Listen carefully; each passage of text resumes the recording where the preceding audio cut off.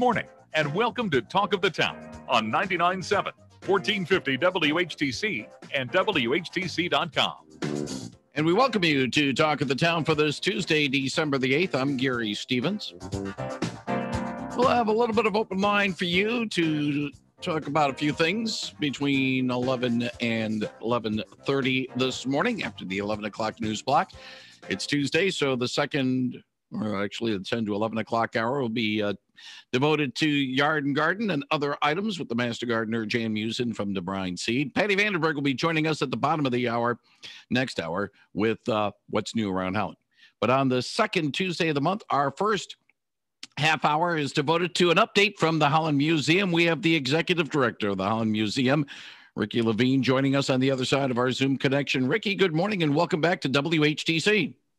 Thank you, Gary. Good morning to you as well. Glad you are with us. And if you have a question about what's going on at the museum, Ricki will be happy to answer it at 395-1450, 395-1450. And if you have a question about donations and what it takes to maybe have something being considered by the museum, from time to time we do get those questions, and Ricki can answer those as well, even though she doesn't have the final say so. The buck might stop at her desk, but there's a committee about that. But we can talk about that as we go along.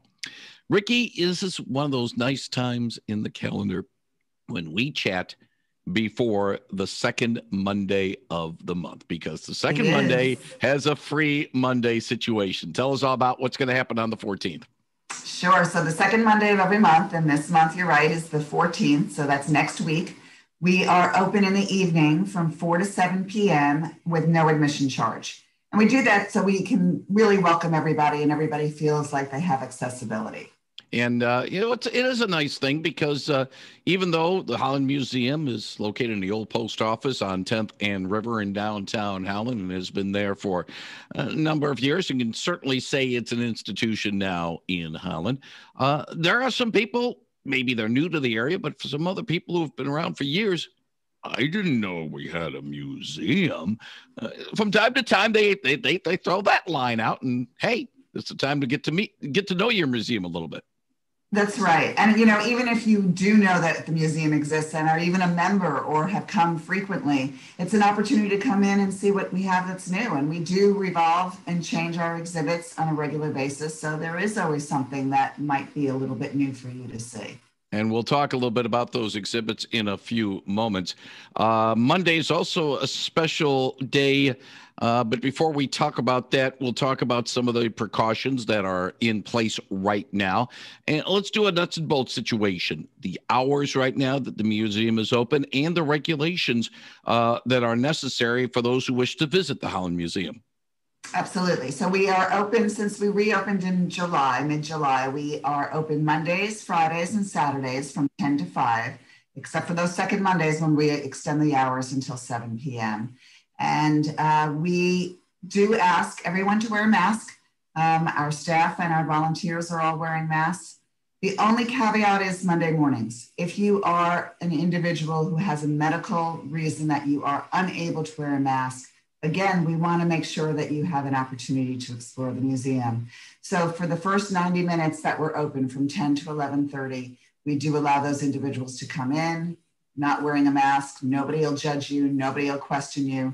We do ask if you're coming with other people in your party that they wear a mask, providing that they are able to do so. We just want to make sure that those individuals have access. And we have all sorts of protocols in place to make you feel safe, to make our volunteers and staff feel safe. So we do have one of those plexiglass guards up at the front desk. We do have sanitation stations throughout the museum, so you can feel free to use them wherever you are. We have eliminated our Spark Labs hours right now. That's our hands-on Smithsonian exhibit because it's too hands-on. But we're exploring ideas. Once we kind of level off on our numbers and things get a little better, we're looking at ways that we might be able to have individual small groups come in. So that's something that we're hoping to explore for early in the year. And of course, the Capon House also is closed in this situation. But then again, during the winter months, normally the Capon House is closed, right? Yes, the Capana and the Sutler's House have been closed really all season long. We open them up for special events. We usually do Christmas at the Capana House, and unfortunately, that's not happening this year. It's just too close quarters for people to be safe. Now, one nuts and bolts question in terms of the current event situation. The current Michigan Department of Health and Human Services regulation involving restriction of indoor events. Does the museum have to keep an eye on that? Because right now the museum can be open, but yet, it could also, that could change perhaps within, the next 12 days. And now that the order has been extended. Yes. So when we were reopened in July, we had to cut back our capacity to fit those requirements. And now we've had to cut back the capacity a little bit more. So we do keep an eye on that. We haven't had any issues in the last several weeks since that order came down that we needed to have anybody wait outside in the cold. We've been able to rotate people pretty regularly. So that hasn't been an issue, but it is something we are very much cognizant of, and we will apply those standards to the way we conduct our business. Hopefully you won't have to get to a situation where they have to nudge people along, because a lot of times people want to look at an exhibit and they want to have a few moments to ponder about it. But if they're pushed along, you got to move along, got to keep going. And that's a little bit of a problem. Yeah, we hope not to do that. We've not had to do that. If people are waiting to get into a smaller gallery that they have to wait, they can explore another part of the museum, and it doesn't seem to be an issue. But yeah, we'll cross that bridge if we have to. 395-1450 if you have a question for Ricki Levine. She is the Executive Director of the Holland Museum. She'll be happy to answer it again at 395-1450. It has been a month and 5 days since the general election that has caused a lot of conversation and discussion and angst among people. But the election reflection memorabilia from Holland, Michigan exhibit continues, and it's going to continue into the early part of the new year. Yes. And this has nothing to do with the most recent election. There are memorabilia from some controversial elections from years ago, but nothing that's going to stir up the kind of emotions that people are still dealing with right now from the most recent election. But these are pieces of memorabilia, artifacts, archival material that we had in our collection, or were on loan from people in the community that they've collected. And I wanted to correct myself, because I think a couple of months ago I was on and you said, are there any loans from items from the community? And I said, no, I don't think so. Well, there are. So I stand corrected. But we do have some items from our collection, and that, as well as other things that were loaned to us that people have decided to keep for purposes of history, for purposes of memories. So it's a really delightful exhibit. You go down history, and really what resonates, I think, with a lot of the people that come and see it is that because these are items that were collected right here in our own community. It wasn't something from another state or another locale. You mentioned nothing from this particular election. In other words, nothing has been added from the 2020 election. Maybe a badge from Vice President Pence's trip to downtown Holland early in this thing? Not yet? No, we decided to, we opened the exhibit before the election was over, obviously, and we decided just to keep it from the past. Sure, someday in the future, there will be another exhibit that will be much more updated. There is as recent as Obama in this exhibit, but nothing past that. Okay, that answers my... Not just federal, it's also state level elections as well. That's what I was going to mention, ask about whether or not you had any of Nathan Box's "and we get to live here" signs yet, too, because that was somewhat distinctive in how he campaigned with that slogan. And as I mentioned last time, maybe, one day when he no longer will be the mayor, maybe Nathan Box will donate that orange blazer to the museum. Or one of his many orange ties. You never know. 395-1450. Nathan, we're not telling you how to handle your stuff here. We're just, mentioning that it is somewhat distinctive. 395-1450, 395-1450. I will mention this, though. She listens to us from time to time, former Mayor Nancy DeBoer, as the first woman mayor the city of Holland. Maybe she could make a donation of a couple of things as well, because that is an historical event, and maybe she'll run again, but still, that is as much of an historical event as anything that we've had locally. Absolutely. And when you think about it, any election is historical. I mean, that's unique in the sense that it was the first woman, but really, when you think about it in years in the future, and you're looking back at what kind of structured our community, what structured our state, what structured the country, a lot of that was based on who was in office and what they did. So all of that is great history, rich history. 395-1450 if you have a question for Ricki Levine from the Holland Museum. This exhibit is for those who wish to come to the Holland Museum and look at some of the artifacts. Is there a virtual aspect to this for those who might not want to come but want to take a look through hollandmuseum.org? Yes, we're doing a lot of our exhibits and programs are virtual. In fact, all of our programs are virtual. What we've recorded several of them. And we will be doing one on the selection exhibit. At some point it will be up, but right now we're keeping it for people that are coming in only. The Heinz exhibit, for instance, that we closed in September, that one we're putting together as a virtual exhibit. So that will be up sometime in the future. So for those that didn't get to see it, or want to take a deeper dive, because there are things that are going to be in that virtual exhibit that we didn't have the room to put out. So there'll be more information there as well. But because of the times that we're in, we are making a very, very concentrated effort to reach people as easily as we can, as comfortably and safely as we can, for their sense of ease, as well as for, following the CDC and the state guidelines. So we're doing quite a few of our programs are virtual now. And as I said, our exhibits, our walking tours have been virtual since the summer. So if you want to take a walk on a nice winter day, you can do that. Or you can actually look at the tour on your computer or your phone and just look at the information there and see pictures. So you don't actually have to physically go out. So for people that don't have the capability of doing the walk or don't want to walk on a cold day, they can still enjoy some of those programs too.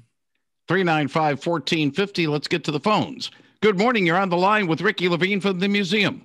Hi.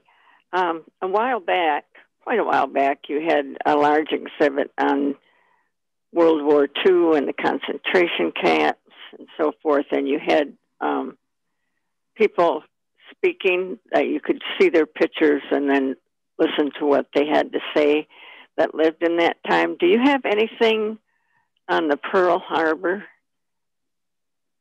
incident? We don't have anything virtual right now, and that's actually before my time. And I'm going to make a note of that because I don't know anything about the things that we might have had recorded. And if we could revisit those and somehow make that a virtual program. Is that what you're asking, to make it virtual? Yeah, or if you have anything in the museum right now on the Pearl Harbor incident. And in our permanent gallery, we do honor some of our served in all the wars it's in our permanent gallery. We have a number of things on our virtual collective access, which is a way to see our collection online. And we have over 90,000 items in our collection, and we're nowhere all of those things online yet, but we do have quite a bit in that virtual category. And I don't know how much we have on World War II or Pearl Harbor specifically, but you might want to check that out. And that's something, because I know we do have things in our collection that pertain to that. I don't know if they're available yet for you to see, but I will also follow up with my collections manager and ask him, if we haven't gotten that up, and can we put it up? Thank you. I appreciate the call. 395-1450, 395-1450. Appropriate time because, of course, yesterday was the 79th anniversary of the attack on Pearl Harbor. And, we had some people, and Peg had a interview that she had got a recording of a Holland area survivor of Pearl Harbor who passed away a few years ago, but relived his experiences going through that as well. 395-1450, 395-1450. You mentioned about all of your programs being virtual right now, Ricki Levine. Let's talk about a panel discussion that's going to be coming up a couple of days from now. Tell us about Doing the Work, Authentic Allyship. That's how it's pronounced? That's how it's pronounced. And that's a word that you're hearing more and more. You're hearing about allies. You're hearing about allies for people in marginalized communities. I don't know if allyship is a word, but we're using it as one in this title.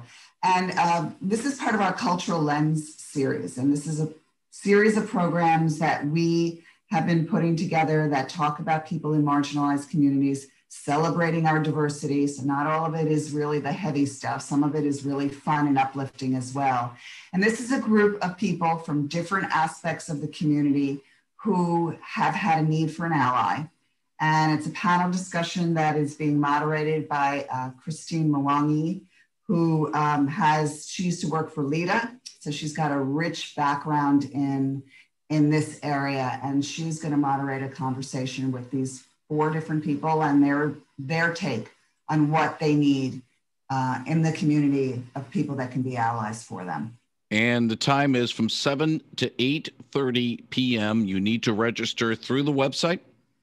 Yes, you can go to our website and it's a registration. You can do that up to Thursday noon and then the registration closes. But I do also want to tell you, Gary, that all of our programs are recorded and they're up on our YouTube channel and ultimately our website for a period of time. Some of them we have to take down because the program presenter has asked us to, but in most cases our programs stay up there. So if you cannot make it, even if you register, you'll get the link and then you can come back and see it at some other time that's convenient for you. What you're missing is the live Q&A portion of a live program, but you still will get a really wonderful experience and in a recording as well. You mentioned live Q&A. In other words, if someone registers and views between 7 and 8:30, they could submit questions for possible consideration?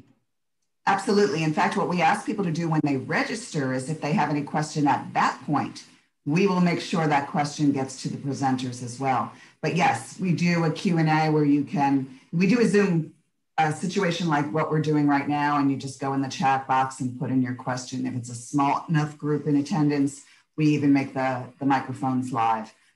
So it's really personal and it's a really great way to learn and get your questions answered. Ricki, there is a new diversity and culture celebration book club. Why don't you tell us all about it?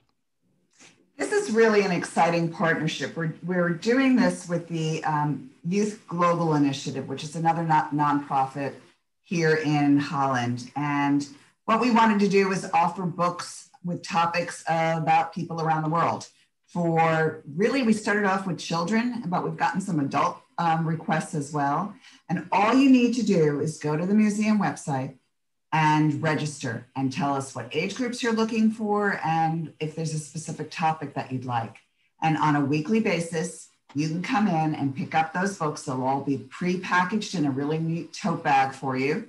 And you can take them with you, bring them back whenever you're done with them, whether it's a week or a little bit longer, and pick up other books at the same time. So it's a really great way for families to learn about different topics and get an opportunity to read and not have to go out and purchase books. Now, there won't be any, there are some discussions involved with these books as well, although not in the in-person situation right now, right? Right. We are doing those all virtually as well. And also, I do want to point out when it goes back to our protocol, we do sanitize the books. So we do not give them out to somebody else immediately after they come back from the last user. We will just sanitize them before they go out again. But yeah, we are looking at ways of doing some virtual book discussions. We have some programs in the works now in the next few months in the beginning of the year that we hope will be virtual opportunities to read books with families. And looking a little bit further ahead past the new year, and I know we'll probably have one more session involving the Holland Museum on Talk of the Town, so we'll talk a little bit more about that. But Martin Luther King Day is coming up next month, and you have some activities in mind for the MLK Day?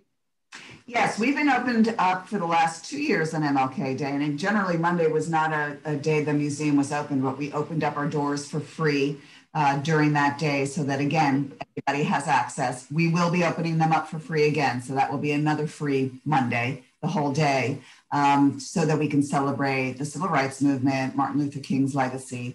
We're planning both virtual programs as well as in-person programs. Who knows what's going to be the case come January 18th, because, you know, Christmas will perhaps wreak havoc on us again.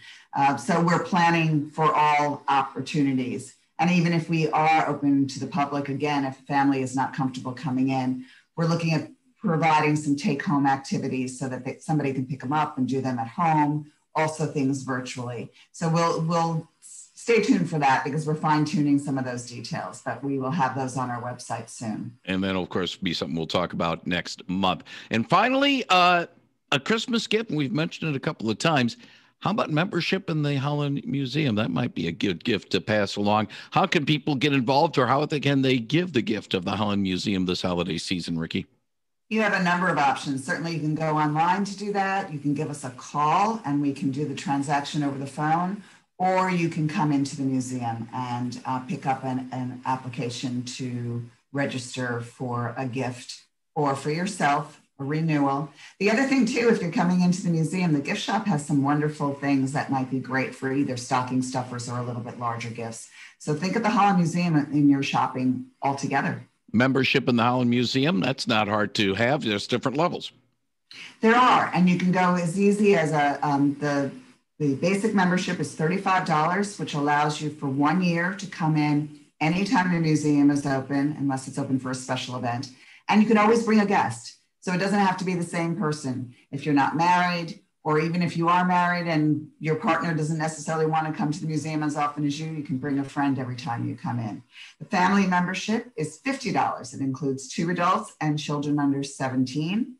And the premium is $125, and it allows 4 adults and children under 17, but it also gives you the membership into NARM, which is the North American Reciprocal Museum Program.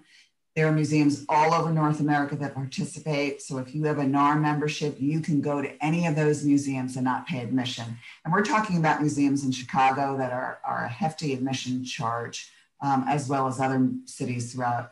And museums are still open. There are a number of us that have changed our hours in different cities and different states, and we've changed our restrictions, but quite a few of us are open. So that's a wonderful gift. And you get History Magazine as part of the premium membership as well. The website is hollandmuseum.org. If you wish to be a member of the Holland Museum, the information on that is on the website, as well as all the programs and all the activities involving the Holland Museum. Ricki Levine from the Holland Museum, I want to thank you very much for joining us on Talk of the Town this morning, and appreciate your time. We wish you, your family, and everyone with the museum a very blessed and safe Christmas and a happy New Year, and look forward to chatting with you again in 2021. Thanks, Gary. All the same to you and yours. Thank you very much. Ricki Levine on 99.7 and 1450 WHTC.